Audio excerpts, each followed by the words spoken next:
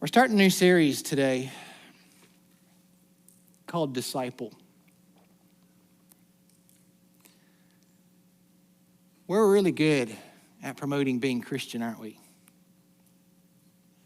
In fact, we live in a Christian country. Anybody ever heard that? We live in a Christian nation. If you live in the South, I guarantee you almost everyone you talk to will be a Christian. That's where we are, right? What I want to do this morning is I want to talk about being more than a Christian. I want to talk about being a disciple. We understand, what does a person have to do to be a Christian? Simply put their faith and trust in Jesus Christ, what he did for them on the cross. It's that simple. However, to be a disciple is not a one and done thing. To be a disciple is a lifelong journey. And so this morning, I want to say, hey, look, if you've never given your life to Jesus Christ, today's a good time for it. But I want to talk about something that goes deeper, farther. Something that is going to challenge you your whole life. And that is, what does it mean to be a disciple? In 2020, there was this certain thing that, I don't know, it's kind of almost like this haze in our background. Anybody remember 2020? When everything went into a lockdown, there was something I missed immensely. One of the great joys of my life that I've started, and by the way, I only started doing this somewhere around about 2014, 2015, when I actually started to drink coffee. But one of the things that I began to do is I like to go to different coffee shops around, and I like to try different coffee shops' coffee. Do you make good coffee? And by the way, it's amazing how many coffee shops don't make good coffee. You got one job and you don't do it. Okay, that's another point. All that to say is when 2020 hit and everybody was trying to figure out how to deal with this thing called COVID, certain shops closed down for a while. It wasn't, you couldn't go to coffee shops and sit there and, so my wife stopped and said, hey, why don't we get an espresso machine and why don't we learn to make coffee at home? Now, I thought that was a brilliant idea. And so we went out, we bought a little espresso machine and we put it on our counter and we started to try to make coffee at home. One of the things that I realized is there's a reason why a lot of coffee shops don't make good coffee. Is because making good coffee is a little more than simply sticking coffee grounds in a machine and letting water pour over it. You kind of end up with something unique and may have some caffeine in it, but it doesn't taste very good. And for a while there, it was a struggle. And by the way, I was watching YouTube one day and I came across a guy by the name of James Hoffmann. James Hoffmann is a 2007 barista champion. He's from England. He's also founder of the Square Mile Roastery. So if anyone's into coffee, he's a big deal. But I found a YouTube channel that he started talking about how to make coffee of all sorts, pour overs, espresso, lattes. Coffee machine. I want to say very quickly, I became a disciple of James Hoffmann. By following somebody who knew how to make coffee, after a not too long a time following instructions and directions, guess what I was soon able to do? I could make a coffee about as good as most of the ones I was having in the cafes around. Now, I'm not talking to you this morning about James Hoffmann and coffee because I think you need to go out and watch James Hoffmann and learn how to make good coffee. And that's not the goal. I'm simply trying to say this. All of us, in some area of our life, we are following somebody. There is somebody in your life right now that you are following for directions in order to improve something. It may be your health. There may be a doctor that you're saying, I'm having to follow his directions. I'm having to hey, whatever you say, I'm going to go there because I believe you have the answers. It may be in the maintenance of your car. It may be in how to do the plumbing in your house. We all choose to follow somebody in order to learn how to be better at something. Now, there is something that is much deeper than trying to learn how to fix a fan belt on your car, learning how to change the drain traps in your sink. There is something that actually hums beneath the surface that actually guides our lives. There is something so much deeper than, hey, I need advice on how to make a great beef bourguignon. Instead, there's this something that sits under the background of our life that we try to answer the questions that rise that are much deeper than that. There are questions that kind of arise about God. There's questions that rise about what's right and wrong. There's questions that arise about morality, about our ethics. There's something that we're looking forward to give us direction, hope, and meaning to why we live. And can I say, as good as a good cup of coffee is, no cup of coffee can give us that meaning. Whether we realize it or not, we are all we're all covering up, or we're all trying to answer that hum that sits in the back of our life. Whether you are a follower of Jesus or not, we're all trying to answer that question.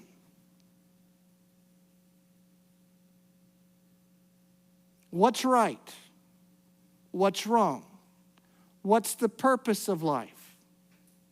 Who has the right to say this has meaning and this doesn't? And the reality is that for most people, we pick up our values, we pick up our ethics, we pick up our spirituality, almost like we pick up seashells off of the beach. For most people, there's this idea that we walk along, and as we're trying to answer the questions, whatever the question we're trying to answer, we pick up a seashell almost like, yeah, that's a pretty looking one. I like the look of that one. And we shove it in our pocket, and we kind of add it to our collection. But can I say this? The values that shape our lives, the values that give us meaning, the things that give us hope should be more important than simply a casual picking up something off the seashore. You see, isn't it true most of the values, the things that you consider right or wrong, most of the things that you consider to have meaning, most of us picked it up from our mom, our dad? When we were young, they said, don't do that. If you do that, we'll smack your hand. And we learned, don't do that. When we got older, we began to maybe, depending upon where you're at, if you had parents who took you to Sunday school, you began to maybe got the 10 Commandments that said, thou shalt not steal, thou shalt not kill. You shall honor the Sabbath day. Don't talk back to your mom and dad. And we got some values in there. As you got to college, things kind of went a little bit more haywire, depending upon what kind of college you went to, whether you went to a Christian college or whether you went to a secular college. It might have been simply you went to a secular college and they began to say, yeah, that stuff is somebody who's just trying to control your life. You need to make your own decisions. You need to choose for yourself what's right and wrong. And we began to get all of these ideas, and we began to say, well, what's right, what's wrong? Well, I kind of made up my mind, this is right and this is wrong, and we begin to shove it into our pocket.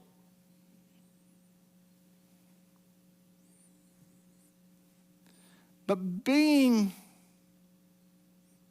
a follower, and here's the thing to understand, your life is following after somebody already.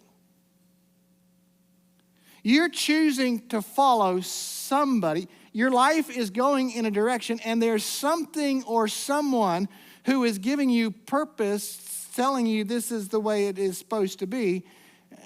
And I think it's a little more important than simply shoving oddball values that we kind of like into our pocket. Today, I'm going to talk about this idea that for those of us who choose to follow Jesus Christ, and let me just put it a different way, for those of us who call ourselves a Christian, being a follower is much more than simply saying, I prayed a prayer and asked Jesus into my heart.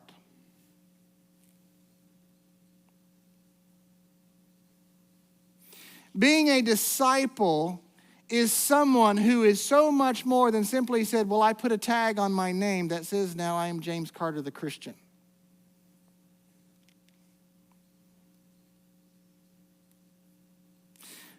We're going to start this morning where all disciples should start. And that is at finding someone worth following. Okay, now we say we're a Christian, so therefore we are assuming what? We have someone that we say we are following. By the way, let's start at this moment. There is this time when Jesus came, and most of the Jews did not get the understanding of the whole Bethlehem. Most of them didn't even know it happened. We read about it, and we have it in our Bible today so that we know the Bethlehem experience. But most of the Jews who came across Jesus did not go talking to the shepherds or to the wise men. They never knew Mary and Joseph. But one day they heard this man that came along, and he stood on the Mount of Olives, and he began to give a message. He began to give a way of living that was so radical. We know the Sermon on the Mount. In one of Jesus' first sermon, he begins to say, here's what a disciple or a follower of Jesus looks like. Now, let's read it real quick. If you got your Bibles, Matthew chapter 5, verses 3 through 10. And Jesus in his first, by the way, this probably wasn't his first sermon, but it's the first sermon we have recorded for us, begins to say this. God blesses those who are poor and realizes their need for him, for the kingdom of heaven is theirs. God blesses those who mourn, for they will be comforted. God blesses those who are humble, for they will inherit the whole earth. God blesses those who hunger and thirst for justice, for they will be satisfied. God blesses those who are merciful, for they will be shown mercy. God blesses those whose hearts are pure, for they will see God. God blesses those who work for peace, for they will be called the children of God. God blesses those who are persecuted for doing right, for the kingdom of heaven is theirs. When Jesus came on the scene and most of the Jewish people heard him, they did not know a baby born in a manger to a virgin named Mary. They heard a radical way of living that totally threw their understanding of what it meant to be blessed by God. You see, just as today, they believed that if you were blessed by God, you would be rich, happy, proud. Things are going your way.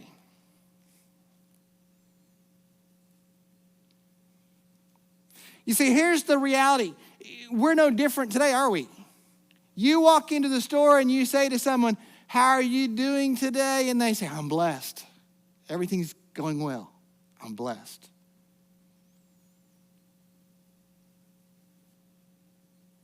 All my grandkids are around. I've got a good job. I've got money in the bank. My boat is floating. My Harley's in the garage looking good. So I am blessed. Here's what Jesus said. He went to a totally different direction. And he said, those who are blessed are those who are poor. Those who are blessed are those who are hurting and mourn. Those who are blessed are those who are humble. Those who are blessed are those who hunger and thirst for justice or for righteousness. Those who are blessed are those who show mercy on others. Those who are blessed are those whose hearts are pure. Those who are blessed are those who seek peace. Those who are blessed in my kingdom are those who get persecuted for doing what is right.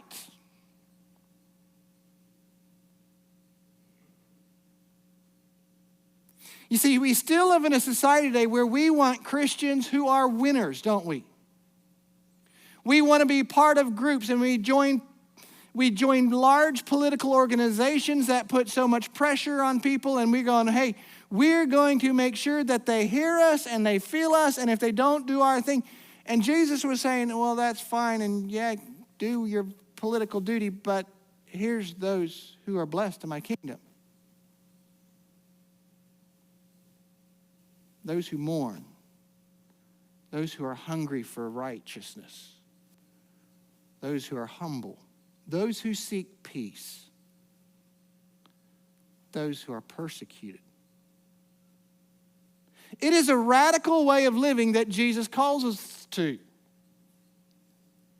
Being a disciple is not one that always puts on the winning side. It's on the winning side, but it doesn't feel like it.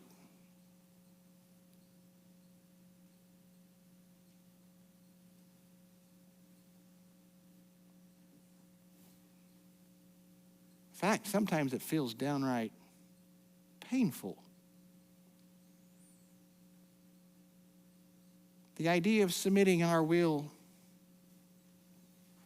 to someone else's. He came and he offered something that was so radical because at the moment, calling to be a disciple calls us to something that does not feel good. But I can guarantee you this, that when we follow, we can put our head on our pillow at night with a clear conscience. It wasn't just that here came along a guy who made a radical call to people to be more than simply someone who says, yeah, we're going to casually follow. He calls them to a radical new way of living, and then he stops and he makes some radical claims. He didn't come and he says, I don't want you to follow me because I'm going to be this new guru.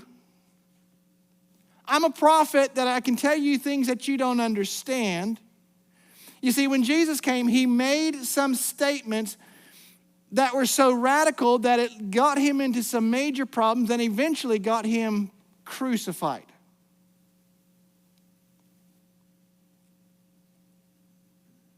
You see, the radical claims that he was making and the radical call that he was calling us to was based upon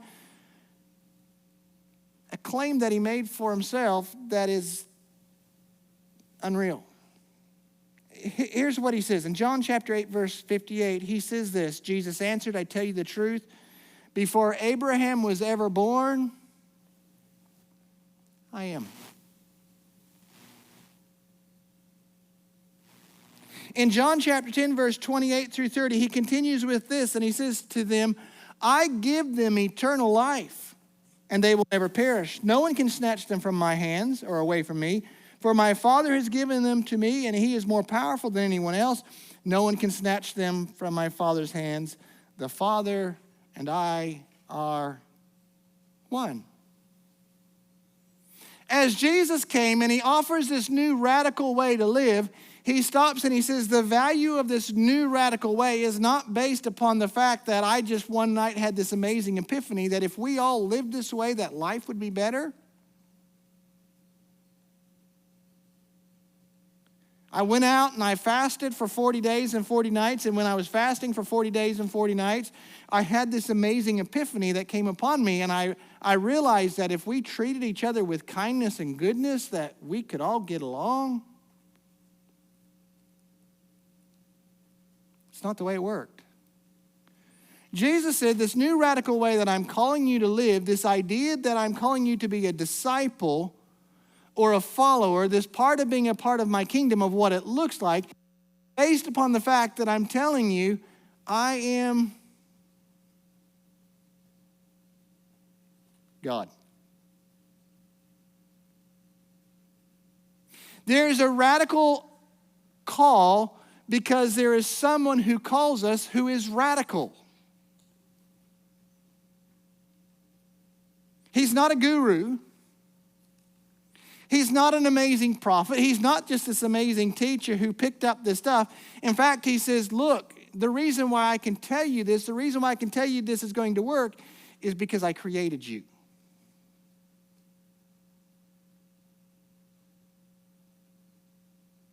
There is an amazing journey that God calls us into.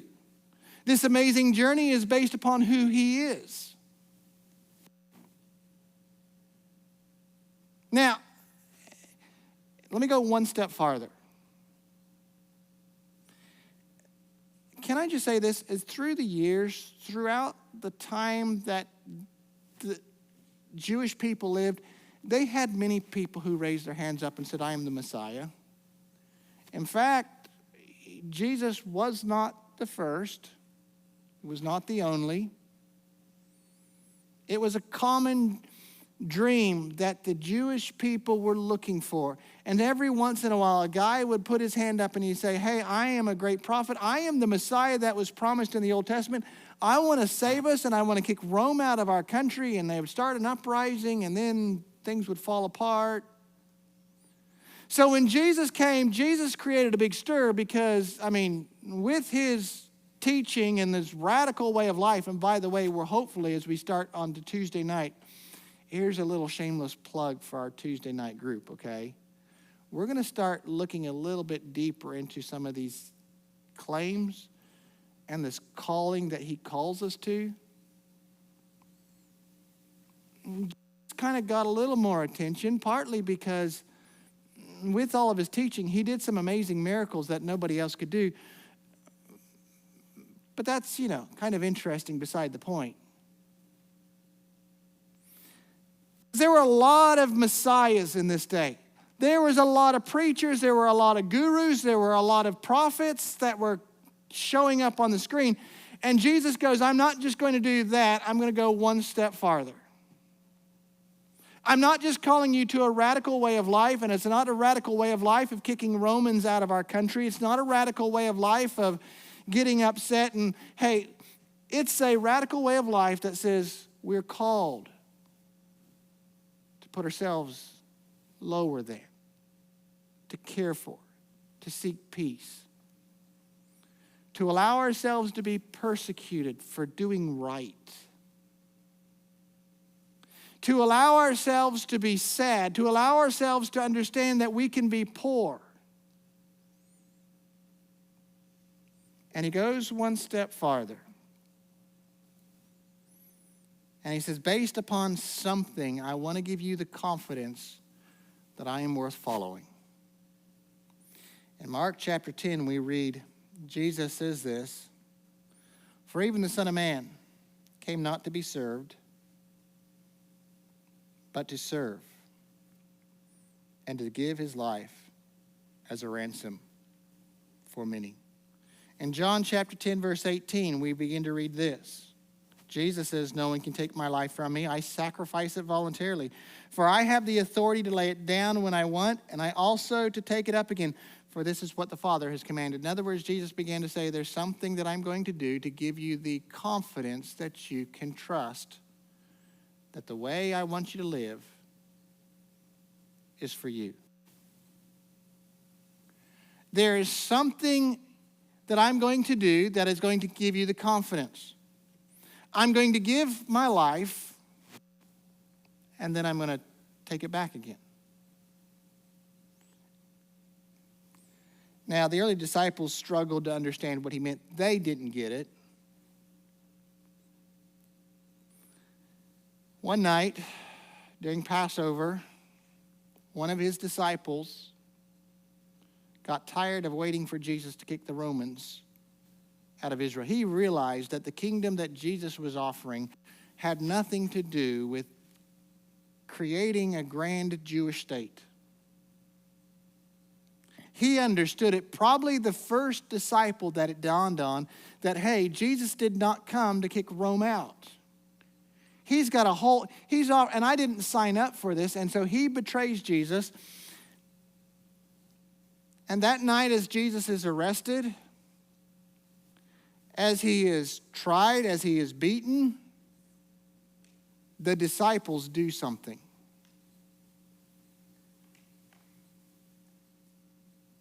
They run. They hide. We thought he was worth following, but now we are not so sure. We thought he was the Messiah. He claimed to be the one that was given to us by God. Now we're not sure. They abandoned him that night, and they assumed that the one who claimed to be the Messiah or the Son of God was nothing more than just another teacher.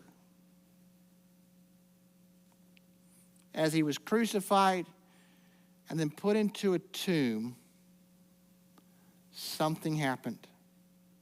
I just want to pick up a story in Luke chapter 24, verses 2 through 6, and we read this. So they went in, but they didn't find the body of the Lord Jesus. Why did they not find the body?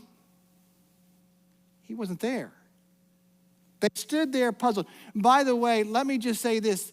What we read is the reality that the disciples assumed Jesus was dead. He was done. The call that he had called them to had little value to them at this moment because he was dead. There were no Christians at this moment. They are simply followers who are disillusioned and hurt. And then all of a sudden, as they stood there puzzled, two men suddenly appeared to them, clothed in dazzling robes.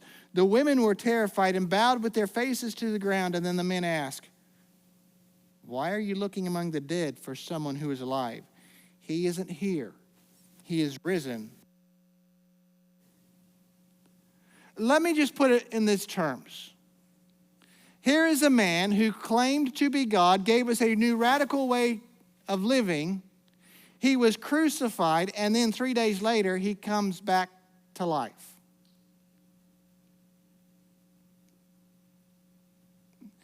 Let me just say this.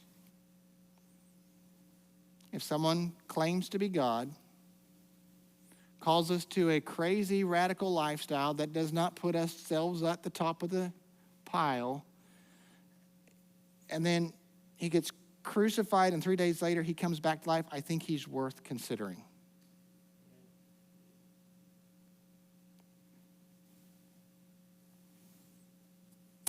Look, today we have many people who claim this term Christian. And we know it is such a loose term, don't we? It could mean anything. Yet we know this. When we made a commitment to give our life to Jesus Christ, to accept what he did for us on the cross, to stop and say, God, I want to accept your forgiveness, it was not intended to simply make us a part of an organization. It was not simply intended to give us a part of a block of voting rights to pressure the government. It was not intended to be like a go to university for 4 years and we get to put a little tag behind our name such as BA, Master of Divinity, Doctorate of. It was never intended to give us another title. It was intended to change the way we live.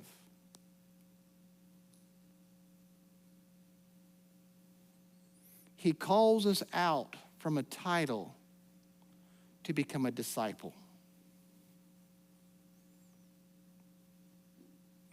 One who understands that there is a need for someone to come and answer that hum that sits in the background of our life, trying to give us purpose, meaning, someone to understand, to help us, give us the values and the ethics and the morality to get through life without making a mess of it.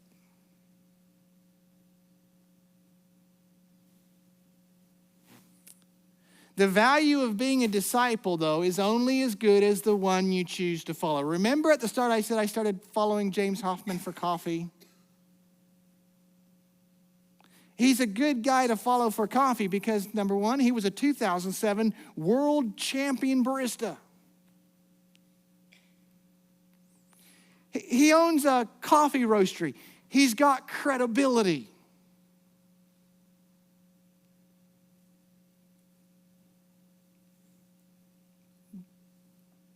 When it comes to your life, to how to live, trying to choose what's right, what's wrong, trying to answer the morality, the ethics,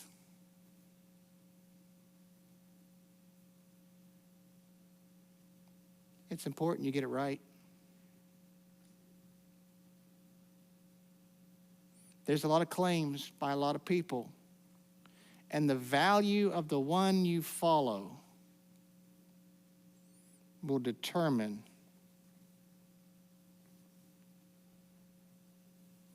the value of what it is you are becoming.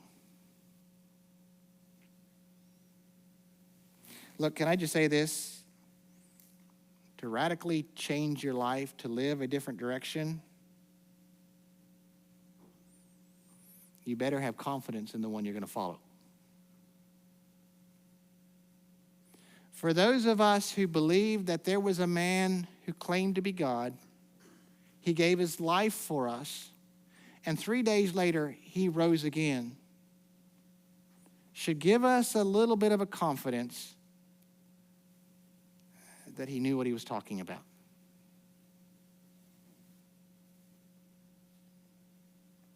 Personally, I choose to follow the one who died and rose again. I choose to trust that when he says he can forgive, that he can forgive. I choose to believe that when he says there is a better way to live, there's a better way to live. I choose to believe that when he says, I have the words of life, that if you couldn't keep him buried in the ground, he might have the words of life.